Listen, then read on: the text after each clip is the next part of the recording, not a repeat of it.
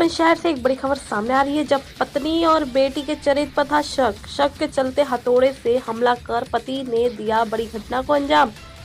पति ने पत्नी और अपनी 3 बेटियों पर हथौड़े से हमला कर दिया। पत्नी और 2 बेटियां की मौके पर ही मौत हो गई। तीसरी बेटी की हालत बनी हुई है नाजुक। घटना को अंजाम दे आरोपी पति फरार हुआ। ये बड़ी खबर आप देख रहे हैं एच भारत न्यूज पर, जो कि बुलंदशहर से आ रही है, जहां पति दिमाग से था मेंटल। इसी कारण उसको लोग शहीद मेंटल के नाम से भी पुकारते थे। धीरे हत्याकांड से पुलिस महकमे में हड़कंप मच गया है। चौथी युवती की हालत भी बताई जा रही है बेहद नाजुक। पत्नी और बेटियों के चरित्र पर शक करता था आरोपी शहीद, इसलिए उसने हथौड़े से पीटकर अपनी पत्नी और बेटियों की हत्या कर दी। पुलिस ने शवों को कब्जे में लेकर पोस्टमार्टम के लिए भेज दिया है। बहरहाल एक युवती की हालत नाजुक बनी हुई है। बुलंदशहर से बसीम खान की रिपोर्ट। क्या नाम है आपका? मेरा नाम रफीक है सर। क्या घटना हुई है भैया? घटना ये हुई है, रात ये कल काम पे से आई थी ये इनका बाप जो कमा कर नहीं देता है, और जब ये काम पे जाती है तो ये लगाता है। जैसे इस लाइन को लेते हुए कल इन्होंने इनके बाप ने और इनकी माँ को और 3 बहनें हैं, तीनों में हमारे इनने रात और वो फरार है।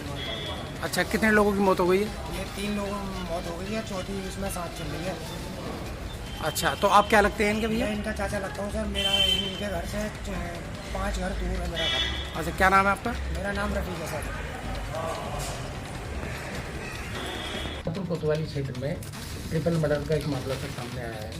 इसमें अब 3 कारणों से ये हत्या की गई और अभी तक गिरफ्तारी के लेकर क्या कितनी प्रक्रिया की जा रही है।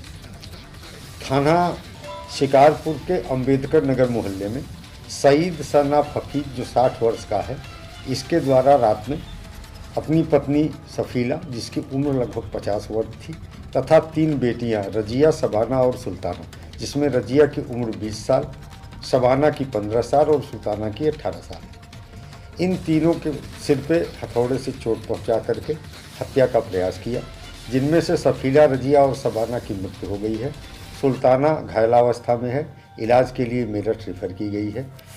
अभियुक्त के पुत्र शमशाद, जो लगभग 22 साल की उम्र का है, शादीशुदा है और पिता के कार्य आचरण से दुखी होकर के लगभग 500 मीटर दूर अलग रहता है अपनी पत्नी के साथ। उसके द्वारा थाने पर जो तहरीर दी गई है, उसके अनुसार उसके पिता उसकी मां और बहनों के चरित्र पर शक करते थे और अक्सर इनके बीच में झगड़ा होता रहता था, और उस झगड़े की वजह से बीती रात भी इनके बीच में झगड़ा हुआ।